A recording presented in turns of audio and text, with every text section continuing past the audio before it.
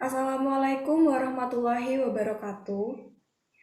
Selamat pagi semuanya. Di sini kami dari kelompok 6 akan mempresentasikan tentang advertising yang beranggotakan yang pertama ada Indah Nurlaili dengan NIM 2008 10 20 11 92, yang kedua ada Ahmad Buyung dengan NIM 2008 10 20 11 94, ada IR Rizky Akbar dengan NIM 2008 10 20 11 99, lalu ada Dimas Wahyu Fahrizky dengan NIM 2008 10 20 12 02, dengan ada saya Mutia Latifah Hanum dengan NIM 2008 10 20 12 06, lalu ada Shirley Sayida dengan NIM 2008 10 20 12 11, dan Nadila Okta Priyanggini dengan NIM 2008 10 20 12 14.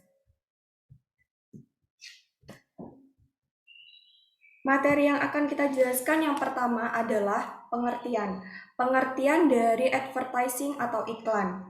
Periklanan sendiri adalah penggunaan media untuk memberitahukan kepada konsumen tentang sesuatu dan mengajak mereka melakukan sesuatu. Dari mata seseorang konsumen, iklan merupakan sumber informasi atau suatu bentuk hiburan. Sedangkan pada pandangan sosial sendiri, iklan adalah suatu bentuk jasa suatu kelompok masyarakat. Nah, namun secara umum, iklan membantu menjelaskan akan suatu produk. Sedangkan bagi perusahaan sendiri, itu iklan merupakan suatu alat pemasar yang sangat penting bagi perusahaan. Nah, di sini terdapat pendapat para ahli mengenai periklanan. Yang pertama ada Kotler. Menurut Kotler sendiri, iklan adalah segala bentuk presentasi non-pribadi dan promosi gagasan, barang, atau jasa oleh sponsor tertentu yang harus dibayar. Lalu menurut Jaslim Saladin, advertising adalah salah satu alat promosi, biasanya digunakan untuk mengarahkan komunikasi persuasif pada pembeli sasaran dan masyarakat, di mana bentuk penyajian iklan ini bersifat non-personal. Nah, dari definisi para ahli di atas, bisa ditarik kesimpulan bahwa yang pertama, karakteristik iklan yang pertama itu ada pesan bersifat verbal, dapat didengar ataupun visual, lalu ada sponsor dapat diidentifikasi, diluncurkan melalui satu atau beberapa media, dan sponsor membayar media yang menampilkan iklan tersebut. Baik, selanjutnya akan dijelaskan oleh rekan saya.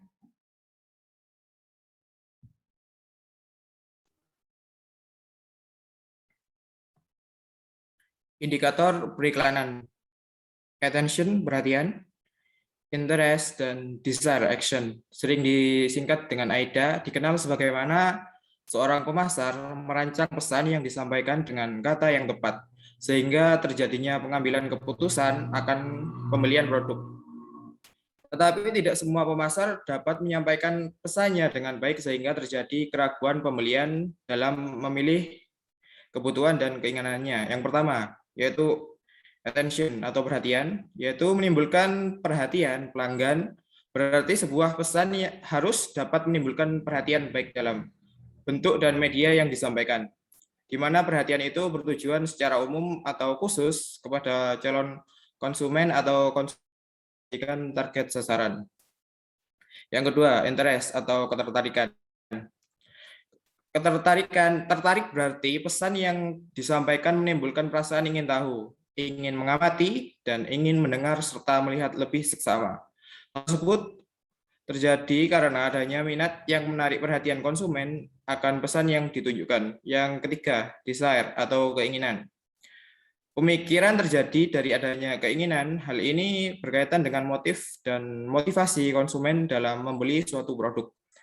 Motif pembelian dibedakan menjadi dua, yaitu motif rasional dan emosional, di mana motif rasional mempertimbangkan konsumen akan keuntungan dan kerugian yang didapatkan, sedangkan motif emosional terjadi akibat emosi akan pembelian produk. Yang keempat, action atau tindakan, berarti Tindakan terjadi dengan adanya keinginan kuat konsumen sehingga terjadi pengambilan keputusan dalam melakukan pembelian produk yang ditawarkan.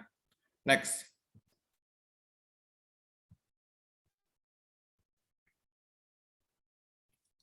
Jenis-jenis advertising.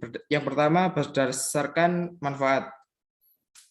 Yang pertama ada institutional advertising, yaitu periklanan untuk pembentukan citra organisasi atau perusahaan dalam jangka panjang. Yang kedua, brand advertising, yaitu periklanan untuk pemantapan pada merek tertentu dalam jangka panjang. Yang ketiga, classified advertising, yaitu periklanan untuk penyebaran informasi tentang penjualan jasa dan peristiwa.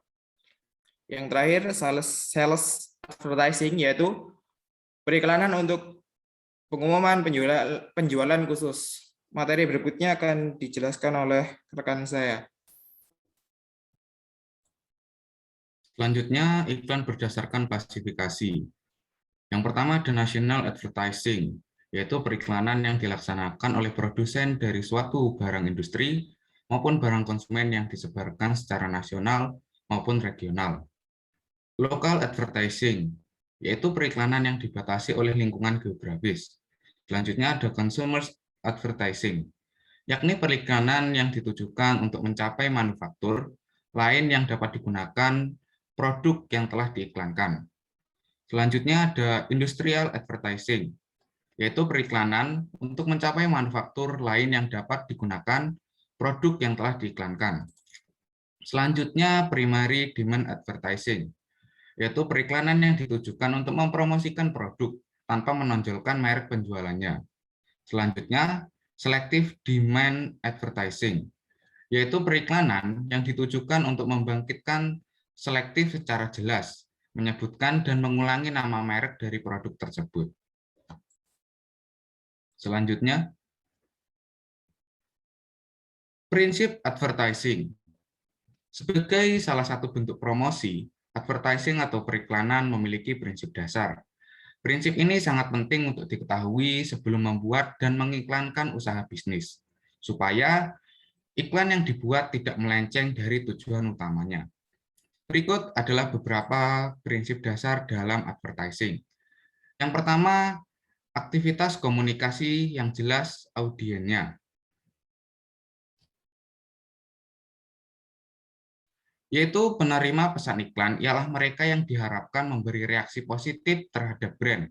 Karakter audiens secara demografi dan psikografis harus ditentukan sejak awal karena merekalah sasarannya.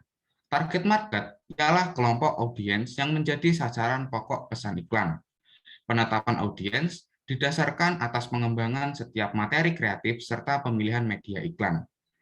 Selanjutnya, kegiatan komunikasi yang strategis, progresif, serta terukur. Ini dilakukan harus dengan konsisten dan ditujukan kepada audiens yang sungguh-sungguh tepat atau truly defined audience.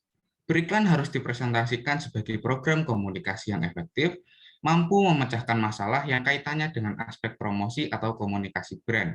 Sehingga evaluasi pasca beriklan menggunakan parameter yang terukur, mutlak ditetapkan dan benar-benar diimplementasikan.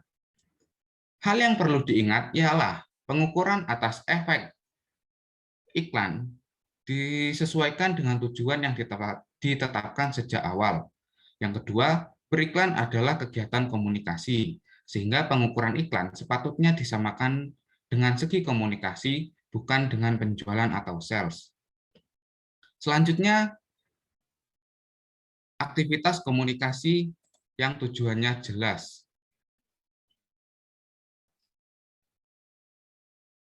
Tujuan pokok beriklan adalah menciptakan dan membangun secara progresif kesadaran target audiens terhadap brand awareness, sehingga membangun ketertarikan, mendorong pembelian, dan loyalitas.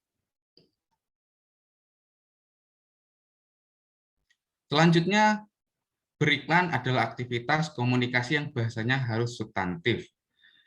Bahasa substantif iklan terletak pada bukti atau klaim yang diajukan dan disampaikan pada audiens. Pengiklan harus berupaya menghadirkan hasil uji tes yang valid, serta dapat dipercaya. Iklan tidak baik jika dipersepsikan sebagai bahasa bohong yang menciptakan distorsi audiens. Persaingan antar brand sangat ketat, seringkali menyebabkan iklan dengan bahasa yang tidak sehat dan menyesatkan. Selanjutnya, terdapat 3 prinsip moral yang dikemukakan hubungan mengenai etika atau prinsip dalam advertising. Menurut pandangan Thomas Garrett, secara khusus membahas prinsip-prinsip etika di antara lainnya prinsip kejujuran dalam iklan. Berhubungan dengan kenyataan bahwa bahasa penyimbol iklan seringkali dilebih-lebihkan atau metafor. Bukannya menyajikan informasi mengenai produk dan jasa yang dibutuhkan oleh konsumen, namun iklan mempengaruhi bahkan menciptakan kebutuhan baru. Hal yang ditekankan di sini, iklan harusnya menyatakan realitas yang sebenarnya dari produksi barang dan jasa, serta menghindarkan dari manipulasi dalam bentuk apapun. Selanjutnya, prinsip martabat manusia sebagai pribadi. Iklan atau advertising semestinya menghormati martabat manusia sebagai pribadi semakin ditegaskan dewasa ini. Sebagai semacam tuntutan imperatif, iklan mestinya menghormati hak dan tanggung jawab setiap orang. Setiap orang bisa dengan bebas dan bertanggung jawab memilih untuk memenuhi kebutuhannya atau tidak dengan barang yang diiklankan tersebut. Dan yang terakhir, iklan dan tanggung jawab sosial. Iklan harus menciptakan kebutuhan baru karena peran yang utama selaku media informasi mengenai kelangkaan barang dan jasa yang dibutuhkan manusia. Kenyataannya sulit dihindari bahwa iklan meningkatkan konsumsi masyarakat. Karena iklan, manusia seringkali menumpuk barang dan jasa pemuas kebutuhan yang sebenarnya bukan kebutuhan primer. Penumpukan barang dan jasa pada masyarakat disebut dengan surplus barang dan jasa pemuas kebutuhan. Sebagian kecil masyarakat, walau sudah hidup dalam kelimpahan, masih saja memperluas batasan kebutuhan dasarnya, sementara mayoritas masyarakat lain hidup dalam kemiskinan. Selanjutnya akan dilanjutkan oleh rekan saya.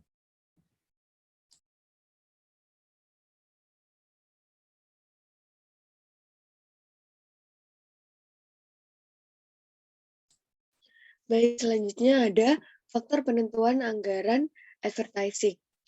Yang pertama ada jenis produk. Dari jenis produk ini, jenis promosi yang digunakan juga ditentukan oleh jenis produk. Yang kedua ada proyeksi penjualan dan keuntungan. Perusahaan pakai metrik seperti elastisitas iklan untuk memberitahu kepada manajemen seberapa sensitif penjualan ketika mengubah belanja iklan. Namun ukuran tersebut kurang akurat. Lalu yang ketiga ada siklus hidup dari produk. Anggaran advertising atau iklan juga dipengaruhi oleh siklus hidup produk dalam tahap pengenalan dan pertumbuhan. Biasanya perusahaan juga mengalokasikannya ke anggaran iklan yang lebih tinggi. Next. Nah, untuk jenis anggaran advertising sendiri, di sini ada metode persentase penjualan atau persentase of sale method. Terus lalu yang kedua ada metode paritas kompetitif atau competitive parity method. Yang ketiga ada metode anggaran terjangkau dan tersedia atau affordable method. Dan yang keempat ada metode tujuan dan tugas atau objective and task method. Nah, di sini untuk metode persentase penjualan, perusahaan mengalokasikan anggaran iklan berdasarkan persentase tertentu dari total penjualan tahun sebelumnya dan rata-rata untuk penjualan beberapa tahun terakhir. Nah, metode sederhana dan aman.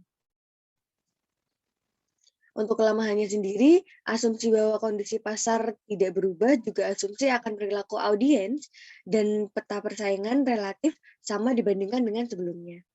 Untuk yang kedua, metode anggaran terjangkau dan tersedia. Anggaran iklan ini tergantung pada kapasitas perusahaan dalam menjalankan iklan. Anggaran juga tergantung pada seberapa banyak dana yang dimiliki. Semakin kuat posisi keuangan, semakin besar juga anggaran iklannya. Untuk yang ketiga, metode paritas kompetitif. Dengan metode ini, perusahaan juga bisa menghitung anggaran sesuai dengan belanja iklan, pesaing, atau rata-rata industri. Nah, dengan tujuan untuk mengimbangi efek dari belanja iklan pesaing. Anggaran mungkin tepat atau di atas rata-rata pesaing, tergantung juga dari tujuan perusahaan. Untuk yang keempat, metode tujuan dan tugas. Nah, dalam metode ini dianggap yang paling masuk akal, karena beberapa perusahaan besar lebih suka memakai pendekatan ini. Nah, dengan pendekatan ini menetapkan anggaran iklan berdasarkan aktivitas atau tugas yang dikonsumsi. Manfaat dari metode ini juga perusahaan mungkin dapat mengkorelasikan pengeluaran iklan dengan tujuan pemasaran perusahaan. Next. Selanjutnya yaitu jenis media iklan. Yang pertama yaitu ada online advertising. Jenis periklanan yang satu ini menjadi salah satu yang paling efektif untuk diterapkan. Periklanan online bahkan menjadi salah satu yang paling populer dalam beberapa tahun terakhir. Bagaimana tidak, lewat iklan online kita dapat menentukan target pasar sesuai keinginan, seperti menentukan usia, gender, lokasi, dan lain-lain. Yang kedua yaitu iklan media cetak. Iklan media cetak seperti di koran belakangan ini memang tidak terlalu populer seperti iklan online. Namun, jenis iklan ini masih digunakan untuk mempromosikan produk atau layanan. Yang ketiga yaitu iklan televisi. Dulu, iklan televisi adalah yang paling populer sebelum adanya online advertising. Banyak perusahaan besar menggunakan iklan televisi untuk menjangkau pasar di dalamnya. Yang keempat yaitu iklan outdoor. Billboard merupakan salah satu bentuk dari jenis iklan outdoor yang juga dikenal dengan iklan yang menjangkau konsumen ketika mereka berada di luar rumah. Billboard sampai saat ini masih aktif digunakan sebagai media iklan. Yang terakhir yaitu product placement. Jenis iklan ini terbilang cukup unik. Product placement merupakan salah satu kegiatan mempromosikan produk atau layanan secara diam-diam melewat film, sinetron, web series, dan berbagai konten lainnya. Secara tidak langsung, jenis iklan ini merupakan iklan terselubung di mana dalam sebuah adegan film terdapat sebuah produk dalam bentuk fisik, namun tidak dijelaskan secara langsung. Next.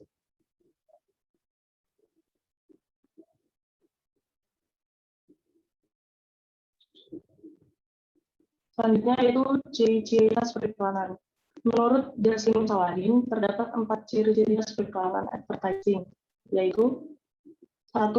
Penyajian di muka umum atau public presentation. Iklan merupakan suatu sarana komunikasi yang sangat bersifat umum. Yang kedua, penarahan menyeluruh atau pervasiveness.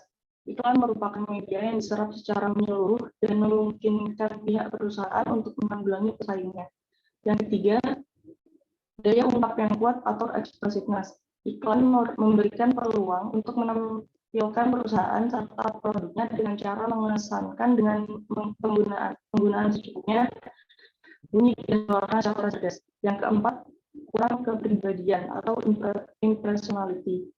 Iklan senantiasa bersifat umum, daya meyakinkan dan mengungkapkan masih kurang. Berdasarkan keempat ciri-ciri khas periklanan tersebut, dapat disimpulkan bahwa periklanan merupakan suatu sarana komunikasi yang bersifat umum yang dapat menampilkan profil dan produk perusahaan dan dapat meyakinkan konsumen akan produk tersebut. Materi selanjutnya akan disampaikan oleh rekan saya.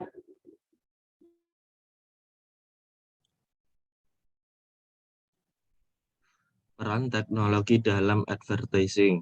Secara keseluruhan, manusia tidak lepas dari adanya sebuah teknologi, karena teknologi merupakan cara mudah dalam setiap kegiatan manusia, terutama teknologi sangat membantu manusia mendapatkan kebutuhan dan keinginan mereka secara instan. Dalam menumbuhkan kebutuhan dan keinginan manusia secara modern, sebuah teknologi juga membutuhkan pemasaran untuk mengatur seluruh aspek, merencanakan, menentukan harga, mempromosikan, dan mendistribusikan barang dan jasa yang memuaskan kebutuhan baik kepada pembeli yang ada maupun pembeli yang potensial. Jadi, di sini dan pemasaran sebagai hal yang dapat dikaitkan sebagai pola yang saling menguntungkan. Jika tidak ada teknologi, maka pemasaran akan menjadi terbelakang dan tidak akan maju untuk memenuhi tuntutan zaman. Next.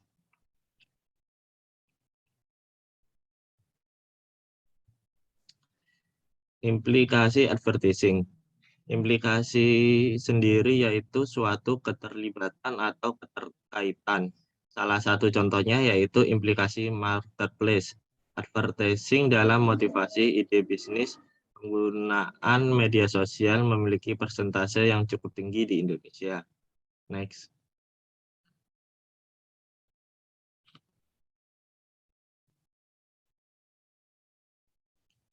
Di setiap perusahaan saat ini dituntut untuk menciptakan konten iklan yang unik, kreatif, serta memberikan kesan positif bagi konsumen. Mengingat bahwa iklan online semakin populer bagi pengguna media sosial di Indonesia. Iklan online diharapkan dapat memberikan pengaruh persuasif yang signifikan dan penyampaian pesan yang efektif. Untuk itu, selain faktor konten, strategi, dan perencanaan dalam membuat iklan online harus dipertimbangkan secara matang. Selanjutnya akan dilanjutkan oleh teman saya.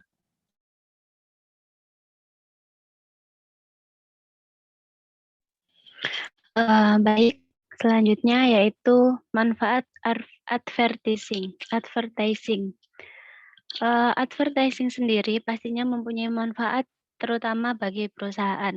Di antaranya, yang pertama, mengingatkan konsumen dan prospek konsumen. Yang kedua, mengenai manfaat dari produk atau jasa yang ditawarkan. Yang ketiga, membangun dan mempertahankan identitas perusahaan. Yang keempat, meningkatkan reputasi perusahaan. Next.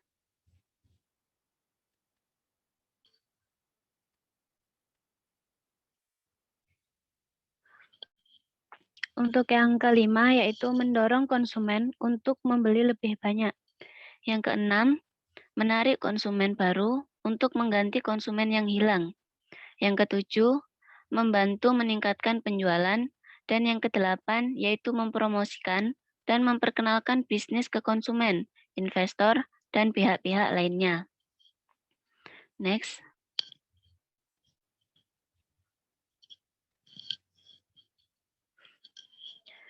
Selanjutnya yaitu promosi penjualan. Promosi penjualan sendiri terbagi menjadi 3. Yang pertama yaitu promosi penjualan intern, yang kedua promosi penjualan perantara, dan yang ketiga yaitu promosi penjualan konsumen. Untuk promosi penjualan intern sendiri mempunyai tujuan, salah satunya perusahaan. Sedangkan promosi penjualan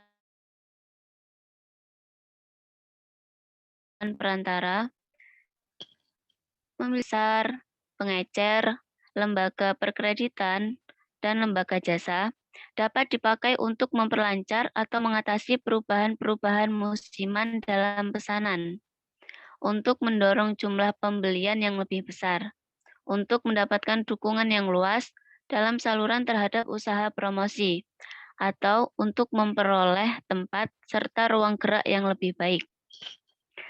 Untuk promosi penjualan konsumen dapat dilakukan untuk mendapatkan orang yang bersedia mencoba produk baru dan untuk meningkatkan volume penjualan. Next.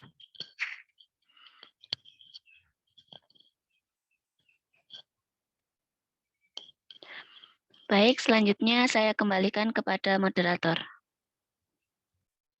Baik, terima kasih atas penyajian dari kelompok 6. Baik, selanjutnya yaitu kesimpulan. Dari materi advertising ini, kesimpulannya yang pertama yaitu advertising adalah sarana pemberi suatu informasi akan produk kepada konsumen. Selain itu, advertising juga punya indikator yaitu sebagai penarik perhatian, ketertarikan, keinginan, dan tindakan akan subjek konsumen. Advertising sendiri memiliki berbagai jenis yang didasarkan atas manfaat dan klasifikasi. Prinsip dalam advertising sangat penting sebagai pedoman utama. Penting bagi perusahaan dalam menggarap advertising untuk memperhatikan prinsip yang ada guna mencapai tujuan pemasaran perusahaan. Terima kasih, sekian dari presentasi dari kelompok kami, kurang lebihnya mohon maaf. Apabila ada yang ditanyakan, bisa dilanjutkan kepada diskusi kita selanjutnya. Terima kasih. Wassalamualaikum warahmatullahi wabarakatuh.